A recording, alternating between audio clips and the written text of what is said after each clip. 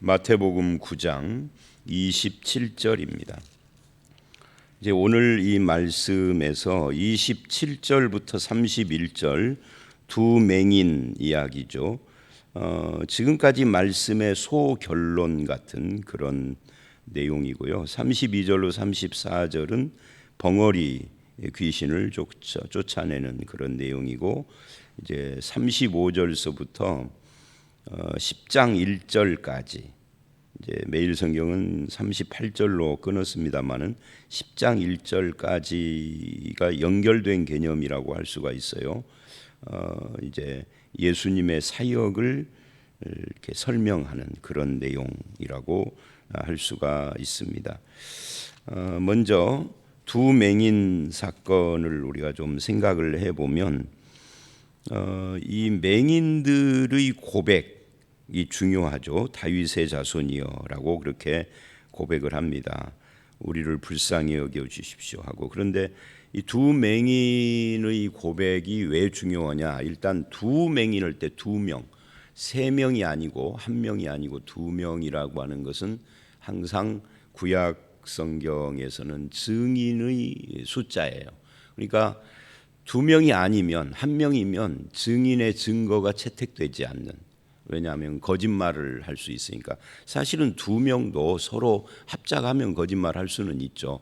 그러니까 최소 단위가 두 명이라는 것이 이제 증인입니다.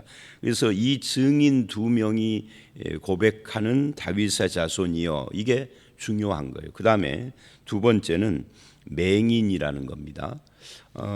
두 명의 맹인일 때 이 맹인 치유, 맹인의 눈을 뜨게 하는, 이것이 구약 성경에서는 메시아의 표적으로 이야기가 돼요. 그러니까 구약에는 맹인 치유가 없습니다. 그 대신에 이게 메시아가 오면 소경이 보게 되어지는 역사가 일어날 것이다 라고 했으니, 이 맹인의 치유가 메시아의 증거로 굉장히 중요한데, 그것도 두 명이니까 증거가 충분하다, 뭐 그런 뜻이에요.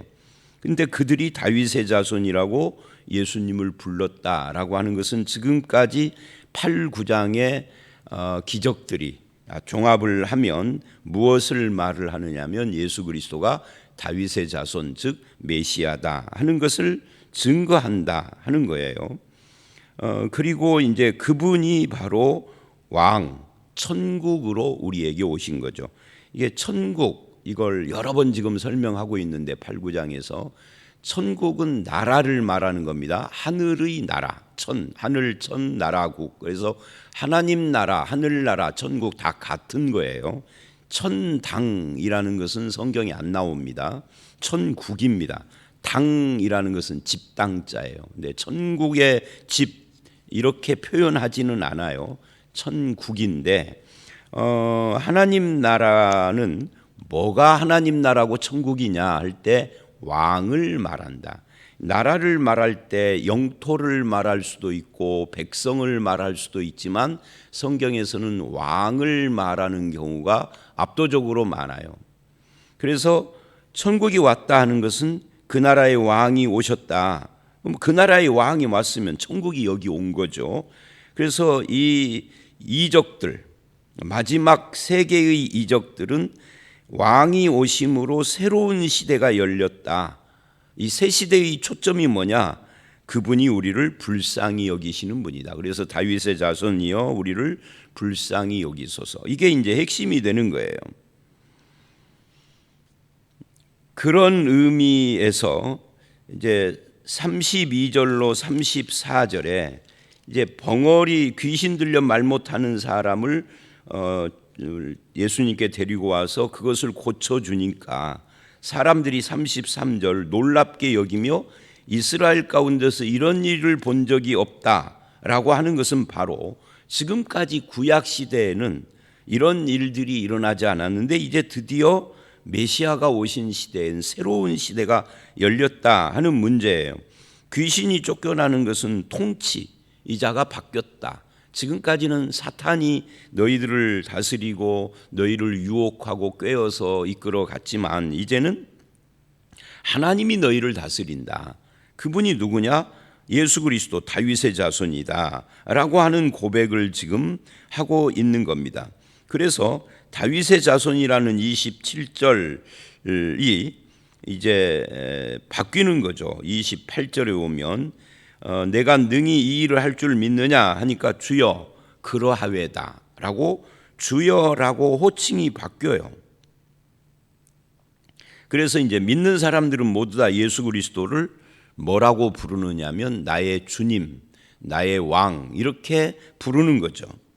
문제는 그 예수 그리스도를 왕으로 주님으로 믿는다면 나는 왕의 백성으로서 그 왕의 뜻대로 살아야 한다는 것이에요. 그러나 30절, 31절은 그들은 왕의 뜻대로 살지를 않습니다. 예수님께서 엄히 경고하시되 삼가 아무에게도 알리지 말라 하셨지만 그들은 나가서 예수의 소문을 온 땅에 퍼뜨렸다.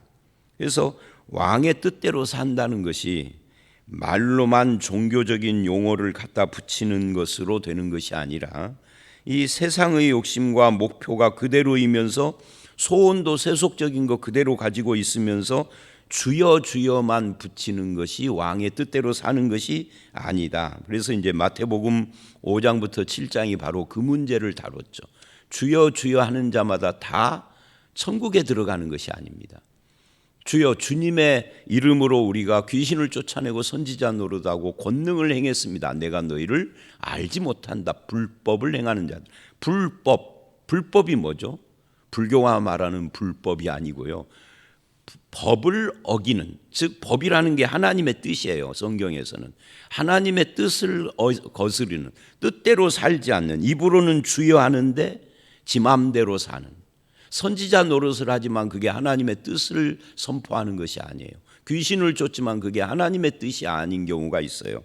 권능을 행해도 그게 하나님의 뜻하고는 아무 상관없는, 성경 구절을 인용하고 기도를 길게 했다라고 해서 주님의 뜻대로 사는 것은 아닌 거예요.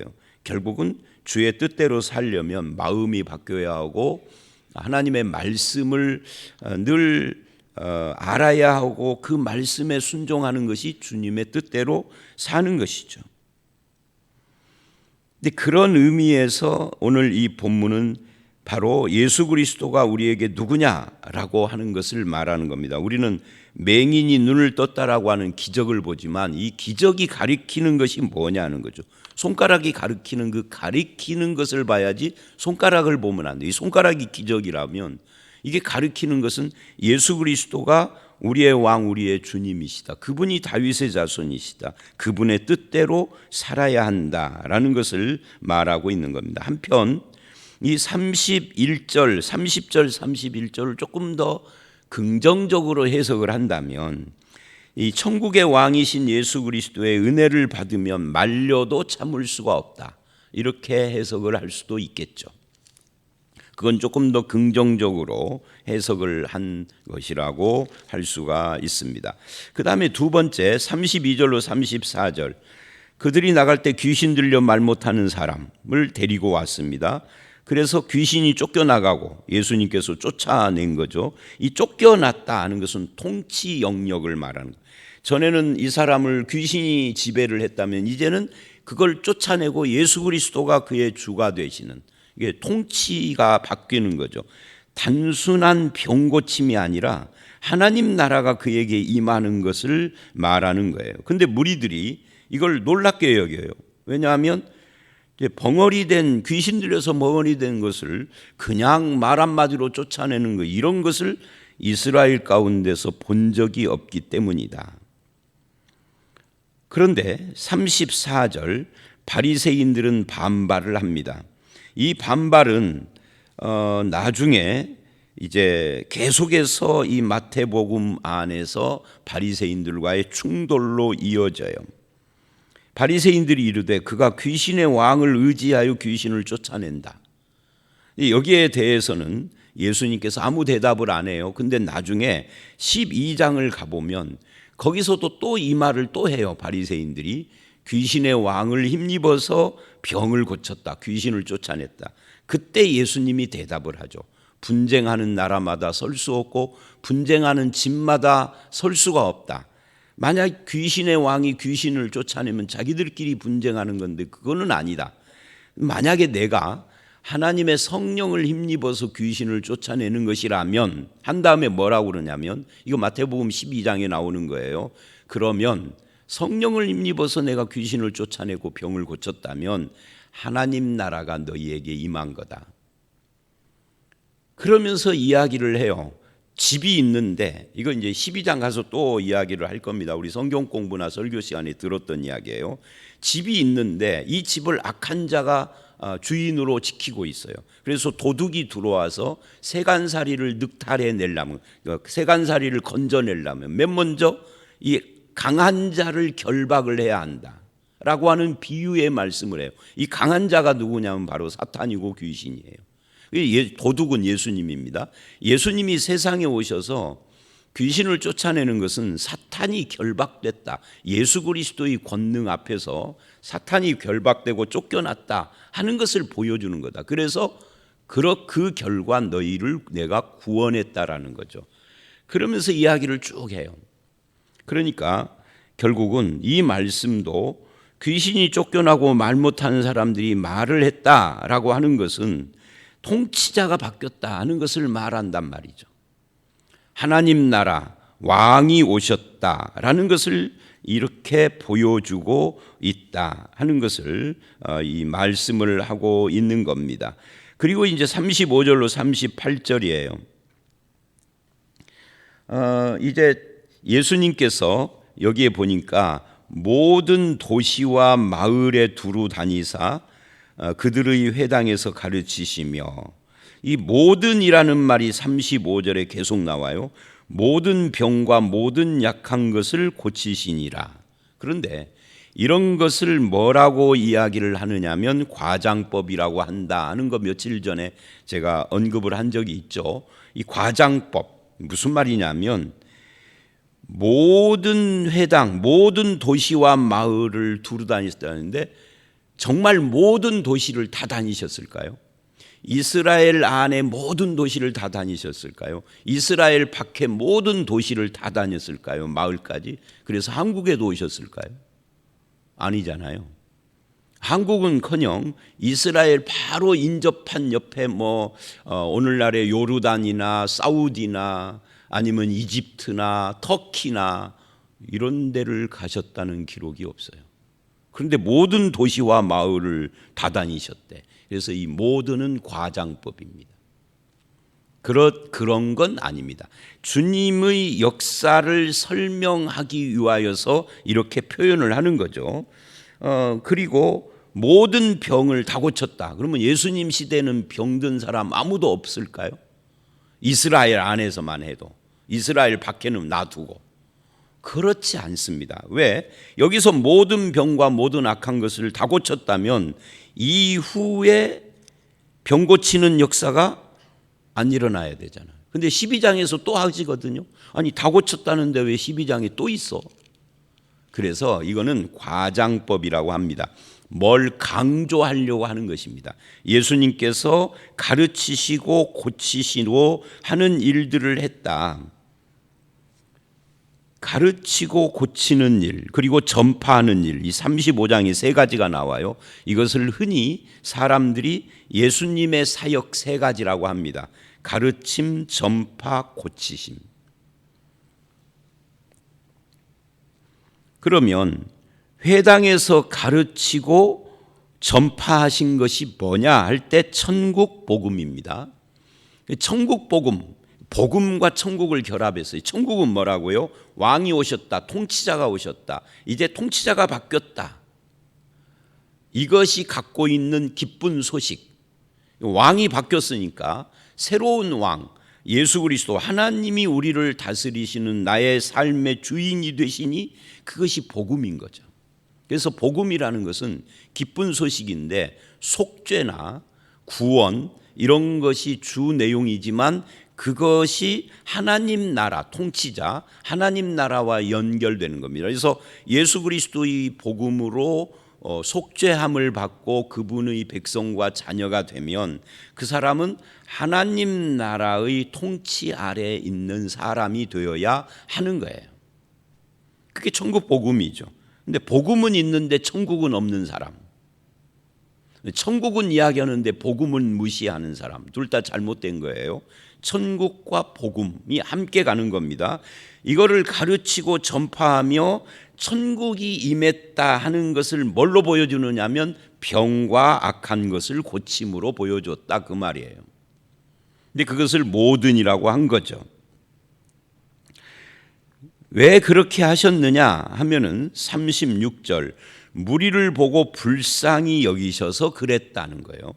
그래서 고쳐주셨다 하는 건데 왜 불쌍히 여겼느냐? 이는 그들이 목자 없는 양과 같이 고생하며 기진함이라.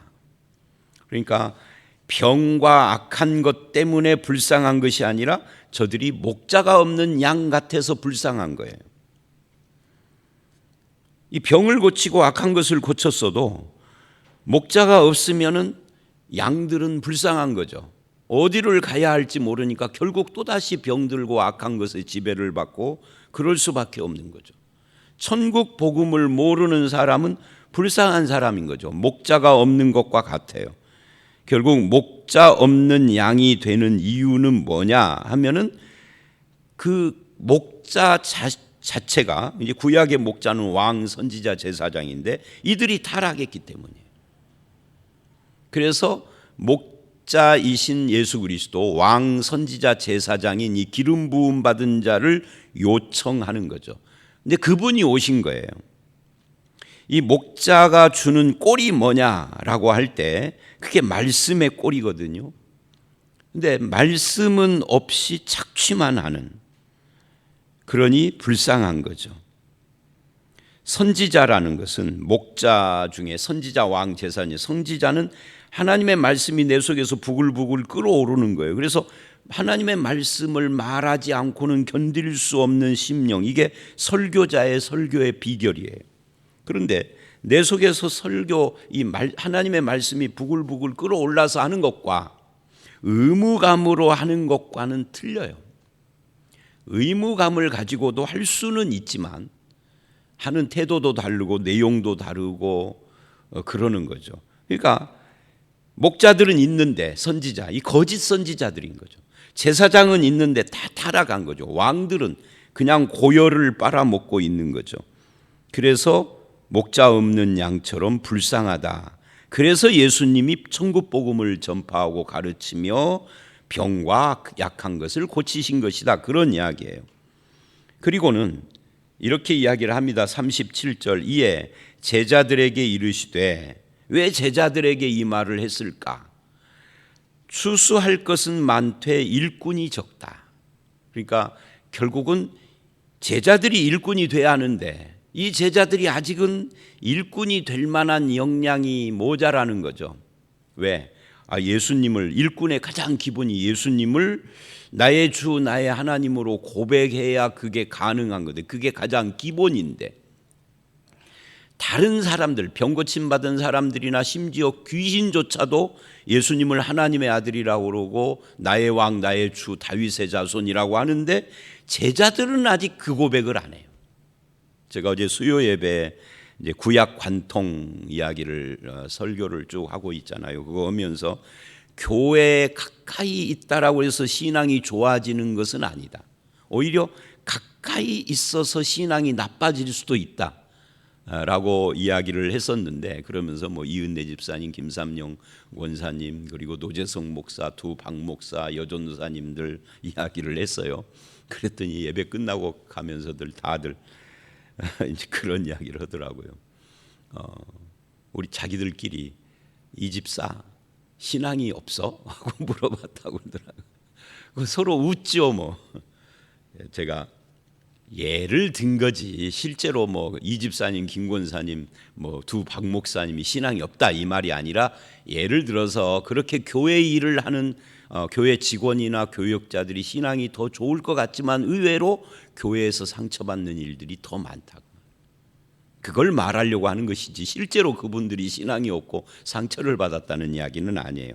그러니까 지금 제자들에게 너희가 일꾼이 되라, 추수할 것이 이렇게 많지 않느냐, 내가 언제까지 너희와 함께 하겠느냐, 이제 십자가를 지시고 부활 승천해서 떠나시면 누군가가 그 자리를, 예수님을 대신하는 자리를 채워야 하는데 너희가 되어야 한다. 그런데 제자들은 아직 예수님이 누군지 고백도 안 해, 믿음도 없어. 그 이야기를 지금 하는 겁니다.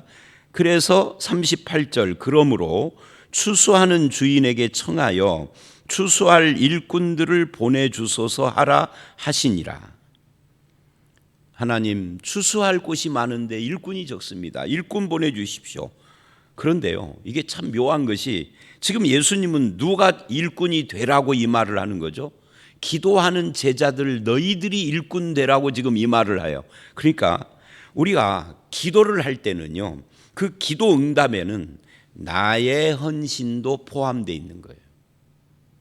내가 기도만 하고 아무것도 않고 어디서 떨어지기를 원하는 것이 아니라 기도하는 그것에 내가 헌신하는, 모든 기도가 다 그러는 건 아니지만 그런 것도 고려를 해야 한다, 포함되어 있다 하는 것을 우리는 이 본문을 통해서 알 수가 있습니다. 결국 오늘 이 본문 말씀은 예수 그리스도가 천국의 왕으로 복음으로 우리에게 오셨다 하는 거요. 그래서 그 예수 그리스도를 우리의 왕, 우리의 주로 삼고 순종하며 말씀을 가까이 하고, 그리고 참 믿음을 가지고 예수 그리스도의 그 복음의 일꾼이 되는, 이것이 주님이 우리에게 요구하시는 것이다. 그래서 하나님, 일꾼이 많이 필요한 이 시대에 내가 주의 일꾼 되어 주님의 마음을 품고, 능력은 주님과 똑같지는 않지만 주님의 마음을 품을 수는 있잖아요. 능력은 내가 행하는 것이 아니라 주님이 하는 거니까 주의 마음을 품고 추수하는 일꾼으로 살아가는 우리 모두가 되게 하여 주시옵소서. 그렇게 기도하시는 저와 여러분들이 다 되시기를 주의 이름으로 축원합니다. 하나님, 천국 복음을 전파하고 가르치시며 모든 병과 악한 것을 고치신 것은 무리를 보시고 목자 없는 양과 같이 고생하며 기진하는 그들을 불쌍히 여기셨기 때문이다 라고 말씀을 하셨습니다. 주님, 간절히 바라옵고나옵는 것은 이 불쌍히 여기시는 주님의 마음을 가지고 지금 재난 가운데 있는 터키에 주께서 함께 하셔서 더 이상 지진이 발생하거나 또는 피해가 발생하지 않도록 주님 막아 주시옵소서. 특히 터키에서 선교하고 있는 선교사님들 주께서 지켜주시며, 특별히 저들의 사역이 앞으로 어떻게 펼쳐져야 할지 지금으로서는 어려운 가운데 있지만, 그러나 주께서 선한 길을 열어 주실 줄 믿습니다. 추수할 것은 많되 일꾼이 적다라고 말씀하신 주님, 우리가 주의 복음의 일꾼으로 주님 나라를 위하여서 살아갈 수 있도록 우리를 붙잡아 주시고 힘 주시고 능력 주시고 또한 믿음 허락하여 주시옵소서. 예수님 이름으로 기도드려 싸움나이다. 아멘.